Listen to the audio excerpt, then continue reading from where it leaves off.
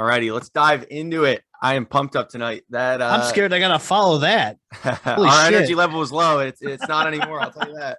Fucking A, Welcome, man. welcome everybody. It is an honor to be here tonight with our CEO and founder, Jason Bouch. For those of you that don't know, Jason has 20 plus years of experience in the industry, and he's here tonight to answer your questions. We're going to talk about a very interesting topic, and I want to run right into it. But Jason, do you have anything first that you want to share? Yeah, we're in a really interesting time right now with what's going on in logistics, and we're going to touch on that a little bit today as well. But if you're not in the game, get in the fucking game. Things are going to get real cool here real quick. We're going to start making a lot of money this year. I can tell you personally that we're experiencing landslide profit margins right now. Unprecedented things are happening, and because of what's happening in the markets, it's only going to get better for us as it gets worse for everybody else. So be on the right side of history here. Let's do this. Come on, guys. If you're not involved in what we're offering, take a look at it. If you have questions, contact Connor. We're always available. We want to help you be the best guys you can be, make money and support your families. That's what we do this for. We're actually all here to support our families and make sure that we're doing the things we need to do to make a lifestyle, right? So without further ado, Connor, let her rip. Yep. So we got an interesting topic that we had a question that came in a couple of weeks ago. I kind of saved it for this topic, but let's just pull it up here just so everybody can see this question. So this was our question. It was sent in by Cindy. I believe it was somewhere on Instagram. She had reached out to us and she said, I keep getting drivers that feel that her rate is unfair and when she's barely breaking even on the load. And she wanted to know, what does she do to change the expectation that drivers have when it comes to rates? Well, drivers are just like anybody else. They expect to be paid a certain amount of money and they always want to inflate their value, right? So if you're at a job and you're making $30 an hour, you always think that you should be making more, even though you're making a lot of money, right? So you don't do anything. Just don't worry about it. That's their problem. That's their perception of what is real. I don't want to get like cryptic or anything, but what is real? I mean, like all of it was just an idea. What is the value? What is the actual value of this stuff? What is a rate per mile? What dictates that rate per mile? Just supply and demand. But if everybody's giving the same supply and demand answers, then I guess that's the new answer. That rate that you're getting, though they may not like it, is what they're going to expect when they go to that area. And if they don't like that, then they maybe should go to a different area. And when those trucks stop coming to those areas, that's when the rate goes up because it's supply and demand. But for right now, I wouldn't do anything. I'd just keep pushing forward. As long as they're doing a good job, it's a fair rate. That's all you can do. I love it. So transferring into really the main topic, which is pretty much what we're talking about now. We wanted to talk about where we're going and the economic shift and how it's disrupting the price when it comes to trucks. We are on the precipice of something awesome. So check this out. For like the last 6 months, the pricing has just been astronomical. Trucks can basically just call out whatever number they want, right? I know we had instances where we'd say, look, we're going to pay you $1,000. They say, oh, I need $2,000. So people are just adding like 500 to 1,000 to anything we said.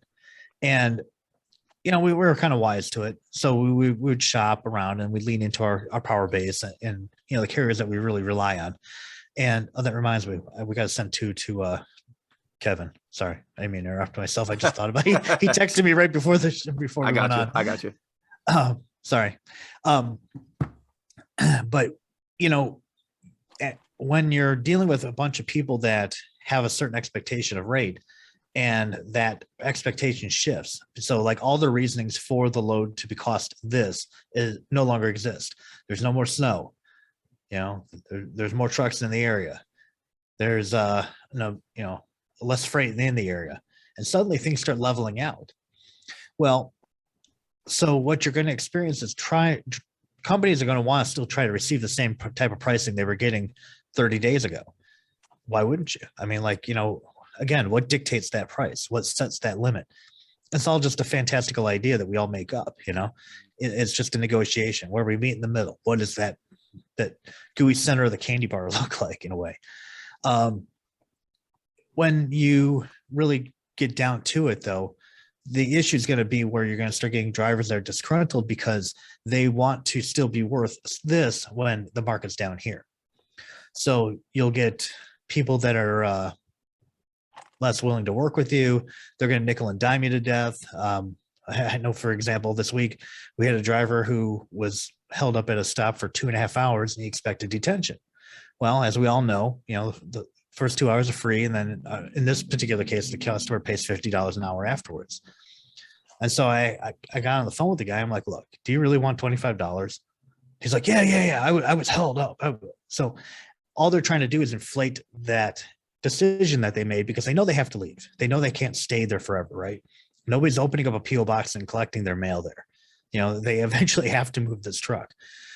And so when they make this decision based on the market value, then they have to try and pad that somehow. So they're going to just nickel and dime you to death. And that's what you can expect. But what you really need to understand is that this is a good thing because this is the pendulum swinging back now. Okay. So it was way up here for a long time. For the last 6 months, it was just crazy, right? It was always something. You know, we had holidays, we had snow, we had, you know, who knows, just whatever, any type of excuse you could make, high fuel, you know, and now it's starting to come back. And this is going to create some scarcity in the marketplace because now they're like, well, what are we doing? You know, they kind of try to manufacture ideas. I heard today, well, fuel's going up. Okay, well, that was before the report came out and she couldn't have possibly known that because the federal government didn't know that. Yeah. So I'm like, yeah, fuel didn't go up. What else you got? And one of the tricks I like to do with carriers that do this, they'll say, okay, well, you know, I want to pay $1,000. Well, yeah, I need $1,400 to make this happen. Okay, explain to me why. If you can talk me into it, I'll give you the money. But I have to understand why, because when I go back to my customer and explain this to them, I need to be able to have a conversation that I can understand and relate to, you know? So walk me through the price. I 100% guarantee every time nobody will come up with an answer because they don't understand it either. So what you've got is a group of people that are collaborating on one side of a CB radio or, you know, and sitting around hanging out talking, and they're telling stories, right? And so the extraordinary becomes the average in their mind. So that guy that got paid $2,000-3,000 to do a job that's normally worth $1,000 because somebody got really desperate, had to move a load, and the customer was going to go out of business or what, you know, whatever the circumstances. That is not the norm, but they want it to be because everybody thinks that that's great and that's awesome. So like I said, the pendulum's coming back and we're about to make a lot of money because those of us that had fixed pricing when the pricing was up here, we're about to make a lot of profit because now that the trucks are coming back, a lot of that locked in pricing is going to stay right where it's at. It's kind of like what happened right before COVID. You know, we had a lot of pricing that was really good in the bottom, and the market fell out for the trucks and they were just taking anything they could get. So, I mean, it boosted profit margins, something fierce. And that's what we're lining up to do now. As the price of fuel goes up, that will kind of slow the progression of this story that I'm telling you down a little bit. And I don't think that, you know, rising inflation is going to affect any of that. And that's just going to come into the price of truck sales. So anybody's buying equipment is probably going to slow down in buying that. But we've already got a capacity issue. So what's the, you know, that's not going to change anything, right? It's just going to slow things down.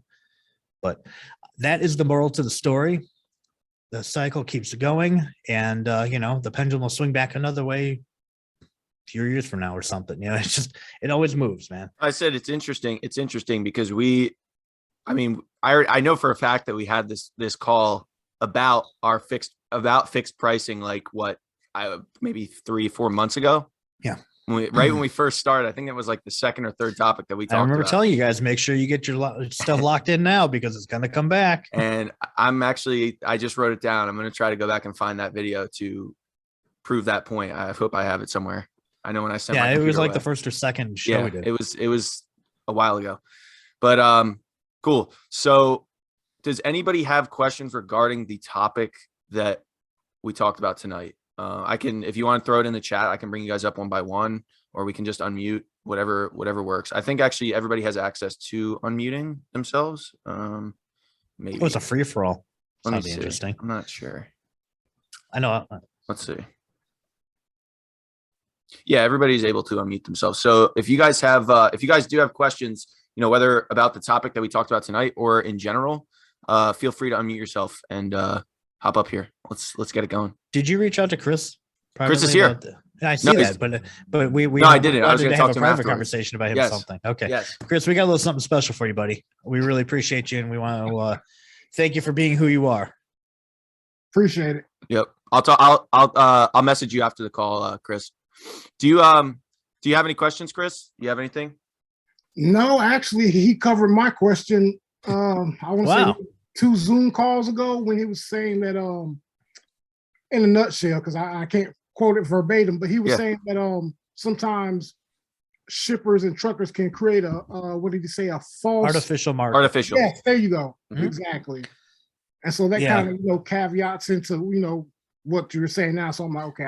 I just got the pleasure of explaining that to a brand new customer this week as well. They were concerned because they were engaging in a contract with them to handle their entire logistics package.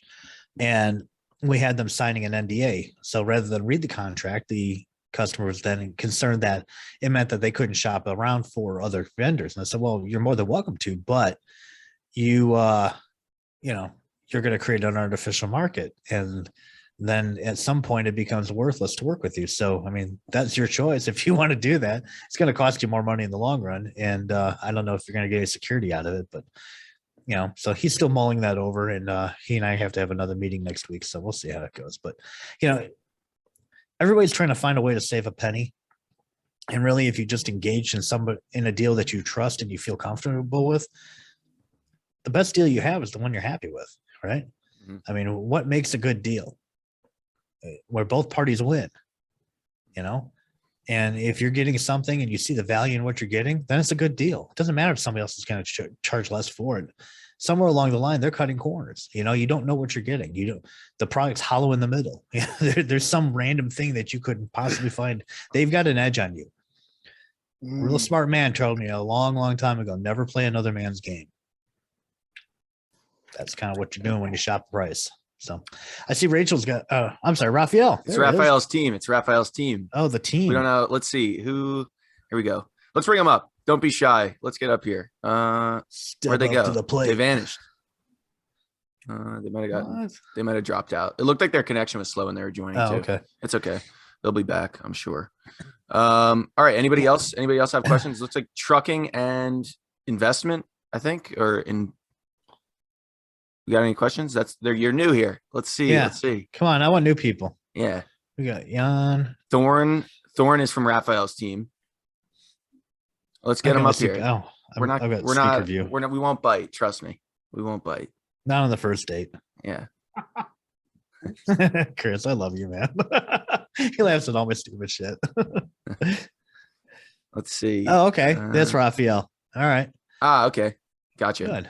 So the answer is both. It really depends on the type of product that you're moving. I've got customers that do both, and I have a relationship with them with the one that has fixed pricing. Whereas when things are a little stupid, we have a conversation. We go, okay, well, how are we going to accommodate for this? So if in their mind, what they want to do is they want to play the game where they're going to have fixed pricing for 11 months out of the year. And that 12th month, they're willing to kind of go, we'll give you a little break, So the loads that we've been shipping recently, we're getting an extra $500 to move.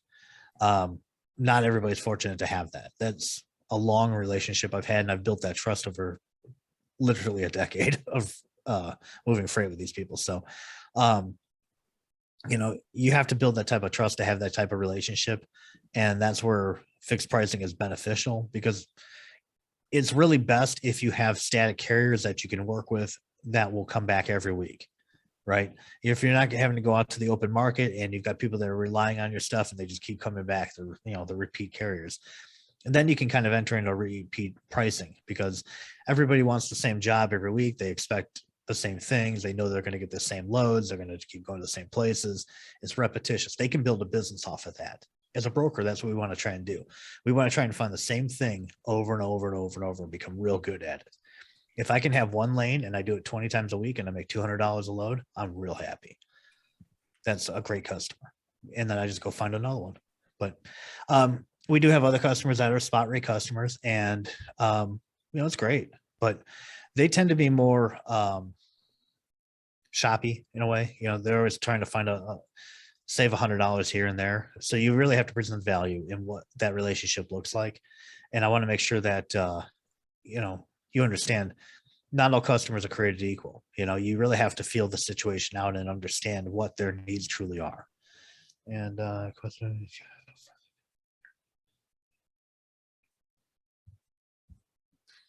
There's gonna be a way for me to make this bigger here. I'm just reading his second. He's got a backup question. I got you. Well, I mean, you don't have to work in the local area. I mean, a brokerage is a nationwide company. I mean, it really is a global company if you really get creative with it. We try to stick to North America personally. Going into Mexico is challenging. Going to Canada is a little bit weird, but it's better than going into Mexico with the product that we handle. And, I don't have family in either country. Mm-hmm. I mean, it's really about building relationships. So what you're referring to is your power base, right? I was saying that go to your friends, go to your family, talk to them, find out who they know, and branch off of that. Try to get ideas of who you could call and lean into that is a warm lead. Somebody can vouch for you, and even if you don't have a friend in this state, I mean, that doesn't matter. I mean, I do loads all over the country. I very rarely do anything out of the Dallas-Fort Worth area. I mean, my wife ships stuff out of here, but I have nothing to do with it. But in the beginning, he's asking like 3 questions in the same paragraph. So I'm sorry, I'm trying to break this down as I'm reading it. Okay, so you're also asking about nationwide cold calling, just pick a niche or just be wide. Like I said, I think it really defines itself. When you start working on it and you start figuring out who you're comfortable with. Years ago, I worked for a marketing company, and I, ironically enough, was working out of Chicago, and I found the best receptive people were out of the South. So something about my candor and my ability to talk to people calls to this area out here. They receive me better than, say, somebody in New York. Whereas, they weren't nearly as trusting of me to, in this case, we were selling consulting. And I think that, so recognizing where I was being successful, you lean into that success, right? So if you're calling on a specific type of company and you feel good about what you're doing, you lean into that, whereas privately, you and I have talked about food, Raphael, where our company is primarily a refrigerated based company, and we ship food all over the country. That's just something we fell into, man. I mean, people have to have things, things have to come off of ships. Things have to, lumber has to move. We've got a new agent that we're bringing on. He specializes in flatbed work, which is great because we have a lot of flatbed accounts that are just totally untended. So I mean, find what you're comfortable with and work with it. It's always gonna be the same advice, man. Just find the thing and stick to it. Try it, and it'll go, man. I mean, it has to go. Somebody's currently moving this stuff. Why shouldn't it be you?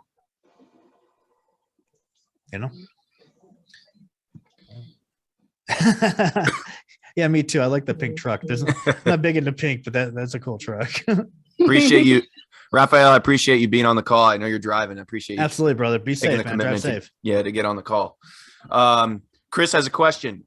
Chris, are you there? I don't know. Yes. I like to have it. I like to have people up when we're talking about this. But all right. So Jason, can you see his question? Yeah. How do we describe our services? Yeah. So basically, I'm new. I haven't moved the load yet.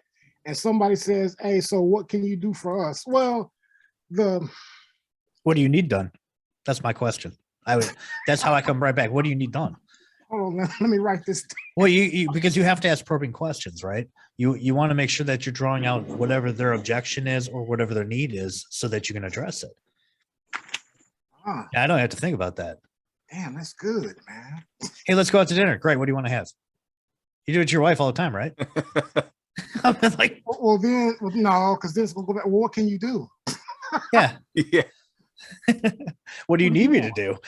I mean, we got all kinds of tools in this toolbox. What do you need?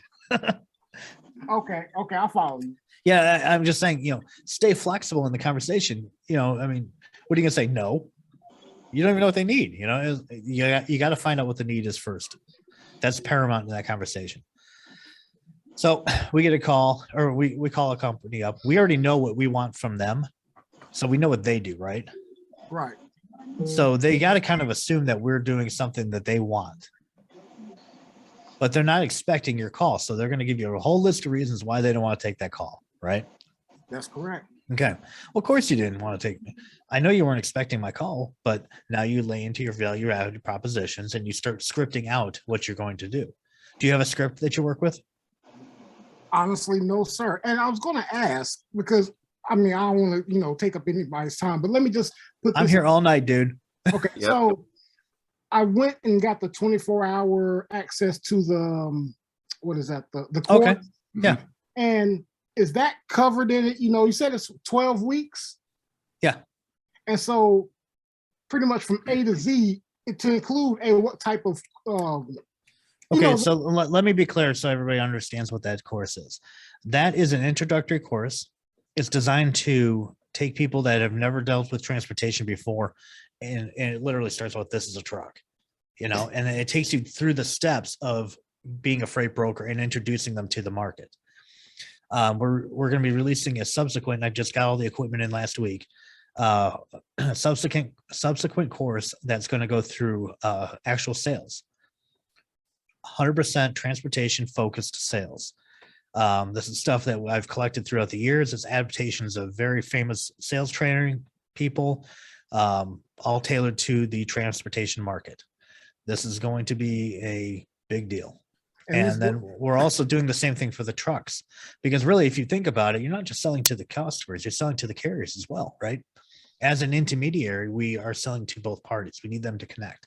We're that glue that holds it all together. I'm sorry. Oh, I was just going to say, so that's why we have a secondary course that teaches you how to sell to the carriers the way I do it. I mean, all this stuff is exactly what I do, backed by actual sales training. It's 100%. I mean, like if you jump on a call, if you're in a mirror call with me, Connor can tell you it's the exact same thing I say every time. Yep. I have a script. I don't even think about it. I mean, like one pick, one drop, no touch, blah, blah, blah, blah, blah. Yeah, congratulations. That's the last load. I was always the last load. By the time we get done, if I got 5 more, I'll be like, hey, I just got an email. There's some more loads coming over. Do you have any other trucks?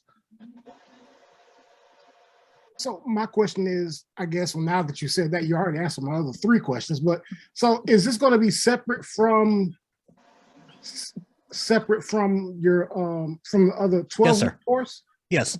Yeah, the 12-week course is really just an introductory course. And admitting it's not going to be for everybody. If you've got some experience, it's going to be pretty pedestrian. It's really designed for people that we're drawing into our ecosphere. I'm going to be the first one to order, at least the first 10 to order because no, and it's funny that you say that, because even when I went over it, I was like, man, I don't want to be an asshole until, man, this is elementary, you can't. Yeah, no, it's pedestrian. I mean, like I'm the first to admit that. That's what it was. I mean, it's why it's a $600 course. It's a throwaway. I mean, I got to charge something, but I mean, like it cost me a lot of money to manufacture that. But I'm not trying to make all my money back on one course either. I mean, it was the first product that we're using to launch to bridge into bigger products. I'm waiting on your sales course, Dan. You're gonna love it. I promise. We also have a handful of other courses as well. A pitch. We got a few other smaller courses that won't be as they're not gonna be crazy. Yeah, but it's I think we're doing a follow-up one that's gonna be nothing exotic. I think we'll do that for like $100 or something. Yep. We're gonna have a few that are really the value is going to be in a lot of these courses. I invested into a lot of camera work and stuff so that we can do it in-house. This is gonna cover cost overhead a lot. The amount of money it cost me to shoot that was done with a professional studio and a lot of editing and a lot of different things. And when we sat down and looked at it, price per value, we figured out we could do it ourselves, and probably the better, because we could do more takes and we're not worried about trying to get it done as fast as possible. Right. So yeah, we're real excited about what we're going to be producing here in 2022. We've already got the outline for the sales course, for the carrier course. The framework is done for the follow-up. God, how many of these things we got in the can? A lot. I'm I'm losing track. Connor's gonna be spending about a week with me out here. I'm gonna be Yeah. exhausted. I may have to go 2 weeks with it. I'll have to Yeah. give my voice a rest or something. But I'm trying to lose weight for the videos. I'm like dieting hardcore right now. We have a few more questions, Jason, in the chat. I know I've been sending out a bunch of messages and stuff, but Thorn has a question. Hey, real quick before we go, Romeo, I can see your face and I owe you an email. You and I are gonna talk, buddy. Okay. I love what you did. Thorn, do you think I've already delivered? Okay. That is a sticky situation. If you have delivered to someplace that was for a broker, you could potentially be nullifying your broker carrier agreement. In there, you'll have a non-compete, non-solicit.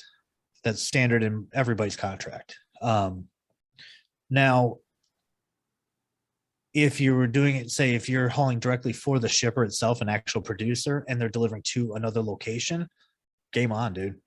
You know, that's definitely a thing. That's an ethical thing to do. As long as your customer doesn't mind. It might not be a bad idea to have a conversation with them. I know we've got a couple of customers that love it. They support it and they cheer us on. They're like, yeah, if we can be an advocate, we can get you more business. Just let us know who we can hook you up with. I've gotten several customers out of that type of relationship, but I've got another one that for years they didn't want us calling on any of their vendors, even though it was not like we weren't going to compete in any way. It was just we're delivering cardboard boxes and we didn't want to haul the finished product after you put whatever you're putting in the box and go back out the door. We want to hold that. And they finally let us kind of, start poking around in there. But, again, it took us years to get to that point. So, I would talk to your customer if that's in fact how you're doing it. Again, if it's a broker that you're getting the loads from, that's a big no-no and that's not ethical. And you won't get caught right away, but I guarantee you when you get caught, it ain't going to be pretty. I had a conversation with a customer 2 years ago, right after COVID hit. And I was working with a guy. I'd been working with this guy for years. And I got a call from my customer and she says, hey, do you know who Mike is from this company? I said, oh yeah. She goes, I just got an email from him. I said, did you now? She forwards it to me. That's interesting. So then I got an email from somebody else from in their company, exact same situation 2 days later. I said, okay, this isn't isolated. This is a real thing. So I called them up. I said, hey, listen, I got a question for you. Is it company policy to back solicit your customers? Or do you just do that on your own? I'm just curious how this works. Because if I were to talk to your boss, I'm probably guessing he'd fire you maybe. It's pretty bad. Because really what you're doing, you're breaching a contract and you're entering yourself into a financial situation where you could be sued. Most of these contracts actually say that if you do obtain this customer, that you'll be liable for a percentage of profit for a period of time after that relationship starts. And that's not good. It costs companies a lot of money to even have that conversation behind a judge or, any type of litigation. So it's just a bad practice. Don't ever back solicit. Now there's another way to do this. And it's happened to us before where we've had a customer call our vendor and talk to them directly. And that's dirty pool, but they went and did it and there's nothing you can do to stop it. So it's kind of hard to prove one way or the other how this works, but I know I can sleep at night knowing that we don't do that kind of shit. You got to be able to answer for your actions. And really at the end of the day, all you have is your reputation, So we have another question too. It's actually in my DMs. Okay. It is from Amika Joe. I don't know if I said that right. Sorry if I did not, but they wanted to ask, why do we choose reefer dispatch over box trucking dispatch? Everybody keeps asking this. Look, I know. Okay. This started back when I was 23 years old. I worked for an air freight company. I was actually selling Pontiacs at the time. I had a friend of mine come in from the air freight company. She bought a car and she talked me into going to work with them. The department that they had us working in was a perishable department. So I sat down. I'd done air freight. I was a driver at the time, prior to all this and stuff, but it was my first real job moving food. I mean, like I'd never even conceived of it before, but it was really cool. I really liked it. So it called to me.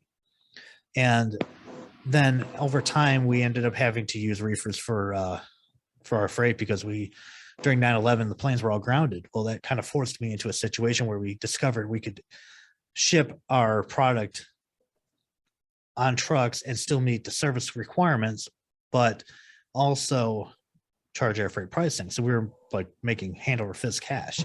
My boss loved it. We continued the process and I got real good at it. So I had contacts in the food industry.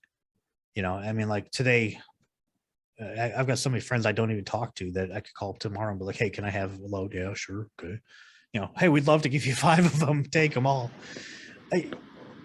Not all business is good business to have, but we personally lean towards that because we've just got the most experience with it. That's what we do. There's nothing that says you can't ship for FEMA. I mean, that's mostly dry stuff, right? Medical stuff and water and whatnot. A lot of grocery stuff, all dry. So when we say refrigerated, we mean like cheeses, dairy, meats, things of that nature, and not necessarily just food in general. So, I mean, like I said, do what calls to you, man. I mean, you're going to find your own niche. That's just what happens. Just like transportation kind of found you. If you look back at your relationship with this industry, think about how it happened. Did you grow up one day and go, I want to be a freight broker? I didn't. I wanted to be a mechanic, actually. And I changed my mind at the last minute. And aerospace, I mean, there's a lot of money to be made in aerospace, and they need refrigerated stuff at times because of adhesives and whatnot that they use. They've got some pretty exotic stuff going on. But, I mean, there's an ocean full of choices to make. I mean, you don't have to stick with one just type of thing. And if you get in good with a company and it turns out they ship fire hydrants, okay, now you ship fire hydrants. You're going to meet a lot of different people. The longer you're in this business, the more you're going to see. There for a while, AT&T had a contract that they were trying to fill, and it was emergency restoration of their telecommunication system. So on this contract, you had 5 hours to provide a flatbed or X amount of flatbeds in any particular area in the United States. So you had to be able to pull this equipment together, and you had 5 hours to get trucks on site. What is that priced? I mean, will you ever use it? I mean, who knows?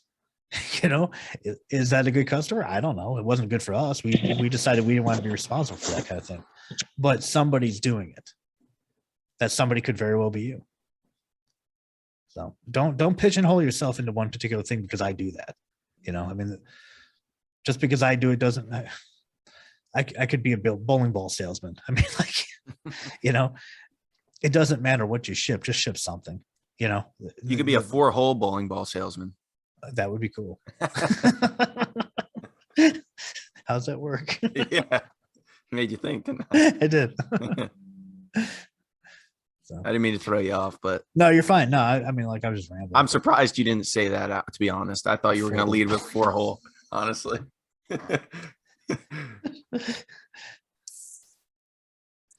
Nice. Hey, Mickey subscribed. Yeah. Thank you very much. We're going to have to get you a little pink truck or something, I think. That's just something cool. That's a good question. Wide net.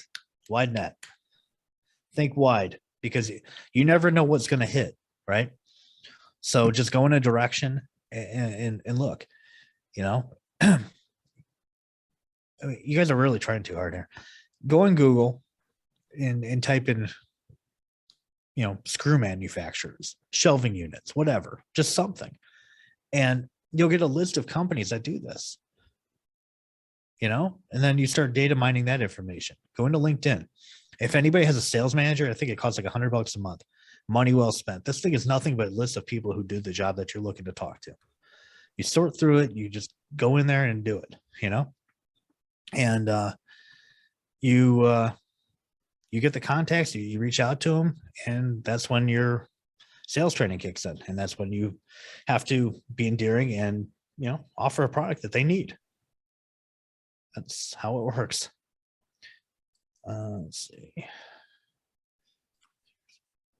With your years in the business, is there more of a reefer than box in your experience? Oh, many more box trucks. The largest trucking companies in the country, Swift, Landstar, Knight, those guys are all dry vans. I mean, you got, what is it, Crete? I'm trying to remember the big guys. We don't talk to them because we don't have to. I mean, like, they won't talk to us anyway.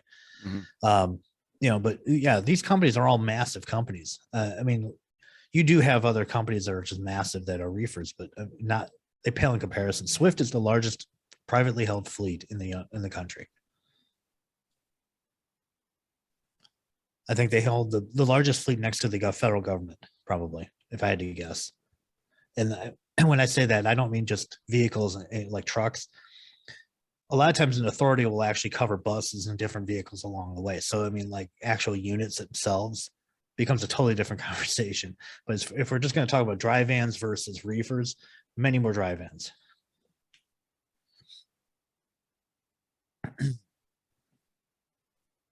Yeah, and they just merged with Knight. I'm sorry, what was that? Swift they merged with Knight. Yeah, that was a little while ago. And then actually they've been buying up brokerages too, because they want to reach into that market too now. They just bought one of my old companies that I worked for. Romeo, what's going on? Oh, man, Yeah, man. I appreciate the call earlier. Yeah. Just running around, man. Did you get a haircut? I think you got a haircut. Yeah, I did.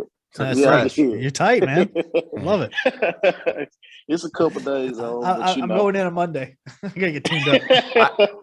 I got one, believe it or not, but it's too cold here for me to take my hat off. His looks good too, man. It's too cold. Yeah. He's not in the bus today, so that's good. Yeah. Oh, speaking of, let me put that in the chat. I know last week you said to do it. If anybody's interested, there's the Instagram. But we got another question here from Raphael too, Jason. I just saw it. The benefit to having someone of your staff. I mean, yeah. I mean, we're in the process of hiring an agent that used to be a driver. I mean, like, you're going to get people that are qualified. You hire for attitude, train for success. That's all you need to do. Typically, you want to find people that understand the business, or at least have the aptitude to learn the business very, very quickly. And I will admit, sometimes there's challenges working with somebody who used to be a driver, because they have a predisposed way of thinking that, this is the way it's going to go, and this is fair for the driver, and we need to do a way that is going to benefit that person, when in fact that's not always what's beneficial to you. There's a fine line between conducting a business and conducting a charity, and you can't always help everybody. Know your markets. There are places in the United States where trucks are going, and they got paid a lot of money to go in there because they know they're going to get paid shit coming out. Well, it's not your fault that they're there. You happen to have the load, so you have to draw a line. And I'm not saying treat anybody unfairly, but I'm saying that you need to recognize the fact that they're running an economic system too, right? We're all playing a game of averages. Anybody who's owned a truck knows that you're going to go one place for one price. You're going to go another place for the other price. You run the average, and you can now pay all the stuff that you have to pay. And you hope that there's a little something at the end. That's the game. Well, that's the same thing with us, right? You're trying to make sure that you're doing all the things you need to do and covering your office expenses and phone and computer, internet, electric, any employees that you have, and commissions. So I mean, you can't do that if you're giving everybody a break. You have to draw a line. So I I wouldn't say no to a driver who wants to be an agent, but I would take a hard look at that person and make sure that they understand that this is the job, and what they've experienced in the past may not convert well. Not everybody's, I mean, that's not 100% the case. I mean, like, I know somebody, like I said, that, you know, we're currently in the process of bringing on, who is a driver, and he shows no signs of having a problem at all. So I hope that helped, Raphael.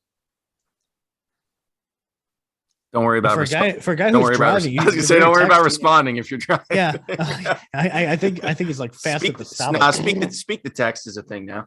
Yeah, true. I forget that. I never use it, and people like will send me a message, and I'm trying to decipher it. I'm like, either they're held up at gunpoint and they're trying to send me a message using something, or I don't know what's going on. I got a friend of mine that does that. He talks to me, blah, blah, blah, period, the comma, period. I'm like, what are you doing? Yeah. There you go. Another question. Yeah,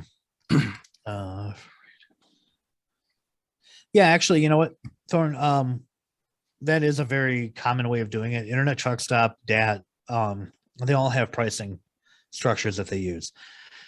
The problem with that is it's not intuitive. So what you're looking at is old pricing. So, for example, anything that you see on today's stuff is actually what happened about 10 days ago. So lanes that would normally pay like $2 a mile probably show around $3.25 right now, because we're still coming down out of that pricing haze that everybody was living in for the last 6 months. And the other problem is everybody's fishing from the same pond when you use those two platforms. There's no independent thinking. You're basically just throwing out the same number I'd throw out, or any other company would throw out.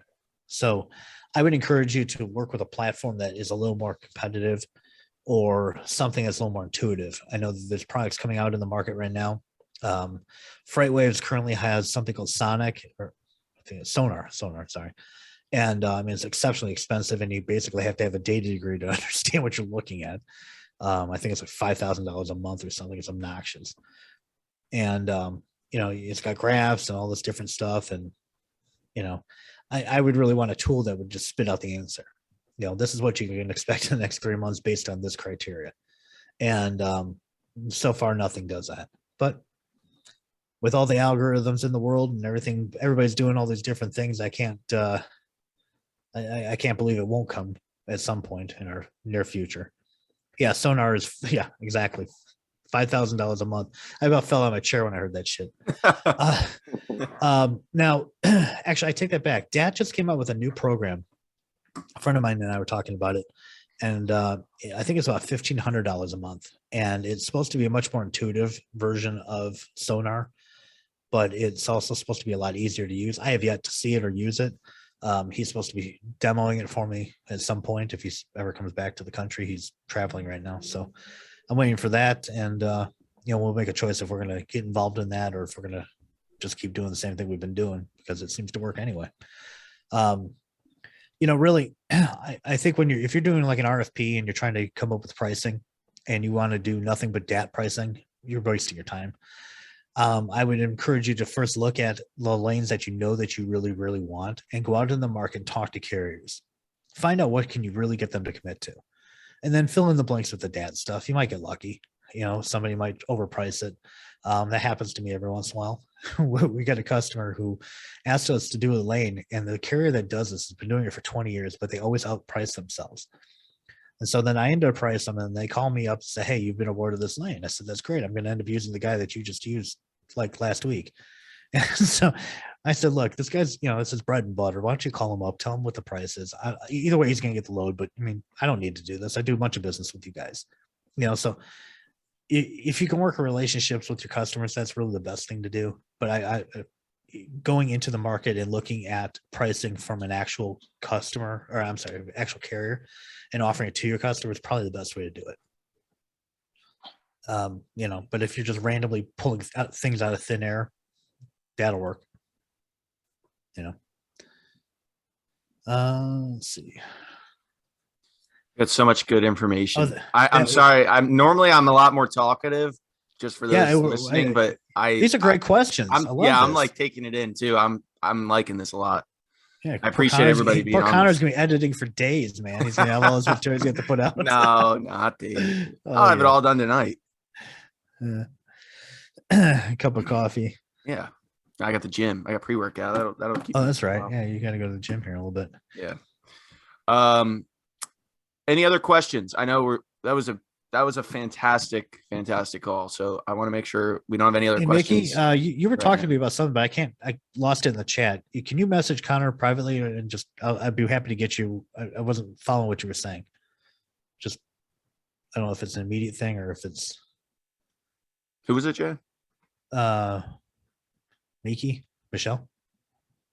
Oh yeah, let me see. Princess Pink Truck. Let's see. Miki, if you're there and you want to just hop on, I don't know what it was, so I don't want to wait, hang on. Let's see. Hey, yeah, she private messaged me, but I lost it.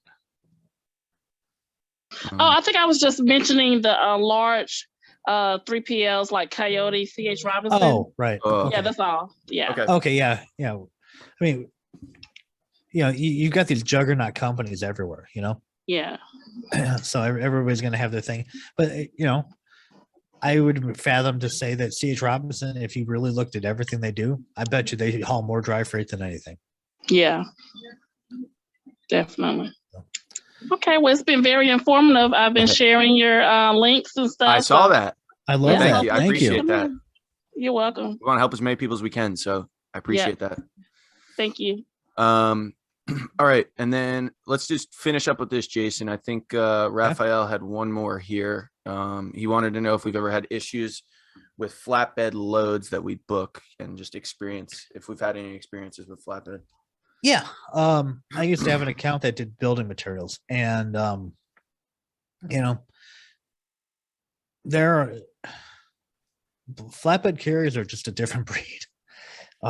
They're very finite in the sense that they're probably, of the three, flatbed, or I'm sorry, dry van, reefer, and flatbed, they're probably the least popular, but also the least amount available to you. So it becomes more specialized, and that's why, when we find somebody that really wants to do that type of business, we really get interested, because finding somebody that's experienced in that type of industry is really unique.